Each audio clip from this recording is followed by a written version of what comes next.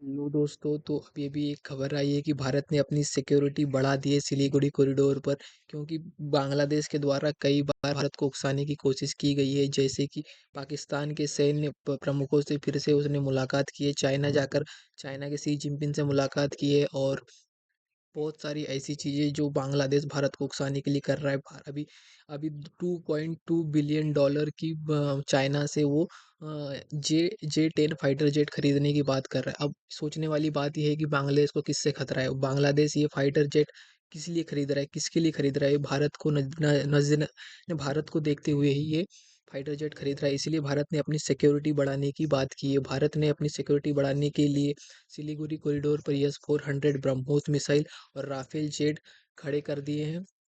और भारत ने वहाँ पर सैन्य सैन्य गतिविधियाँ है जो बहुत तेजी से बढ़ाते जा रहा है। भारत ने पश्चिम बंगाल, असम और बिहार में एक सैन्य ठिकाने बनाने की बात कही जा रही है कि भारत अपनी सिक्योरिटी को लेकर बहुत ही वहाँ पर आश्वस्त है कि हम अब यहाँ से कोई भी हम ऐसी कोई भी बात होने नहीं देंगे जिससे कि बांग्लादेश भारत को उकसा पाए और चाइना और पाकिस्तान के साथ मिलकर कुछ भी ऐसी चीज़ करने की कोशिश करे जिससे भारत को बहुत नुकसान हो सके।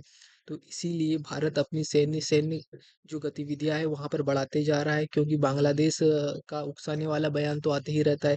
इसके पहले उन्होंने ये कहा था कि हम हिंद महासागर के गार्जियन हैं, हम ही इसके रक्षक हैं। तो भारत के होते हुए बांग्लादेश का ऐसा कहना है कि हम इसके गार्जियन हैं, जिसके पास खुद की नेवी नहीं है ढंग की, और वो कह रही है कि हम हिंद महासागर के गार्जियन हैं।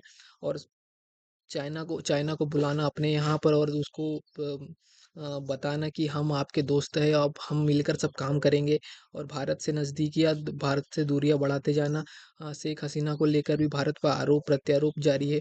और ये बात कह सकते हैं कि वहाँ के जो नागरिक है उनमें भी भारत के प्रति कटुता है, कट्टरता आ चुकी है कि भारत को वो दुश्मन की तरह देखते हैं, जो कि गलत है। कि भारत तो ऐसा तो है ही नहीं कि भारत पहले से दुश्मन है। भारत ने 1971 में बांग्लादेश को आज़ाद कराने के लिए लड़ी थी, और भारत ने वहीं पर ही मुक्ति वाहिनी जो आर्मी थी उनको ट्रेन करवाया था, जो पाकिस्तान के अत्याचारों से छुटकारा दिलवाने में बहुत ही मददगार हुई थी। और ये मोहम्मद यूनुस जो है इस चीज़ को भूल चुके हैं। वहाँ पर शेख हसीना तो अब है ही नहीं, वो भारत में भी शरण ली हुई है, और उनको भी वहाँ के कोर्ट ने फांसी की सज़ा सुना दी गई है।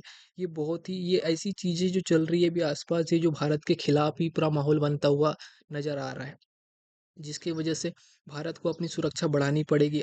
हाल ही में असम के सीएम ने भी एक बयान दिया था कि अगर अगर बांग्लादेश ये सोचता है कि भारत के चिकन नेक को वो कब्जा लेगा और भारत के नॉर्थ ईस्ट को भारत से अलग कर देगा, तो ये बांग्लादेश को भी भूलना नहीं चाहिए कि भारत के तो सिर्फ एक ही चिकन नेक है, और बांग्लादेश का दो चिकन नेक है। भारत भी उसको उस चिकन नेक को बड़ा कर सकता है, अगर से भारत ने हमला कर दिया तो। और भारत ये कर सकता है क्योंकि भारत अपनी संप्रभुता की रक्षा के लिए आक्रमण भी कर सकता है।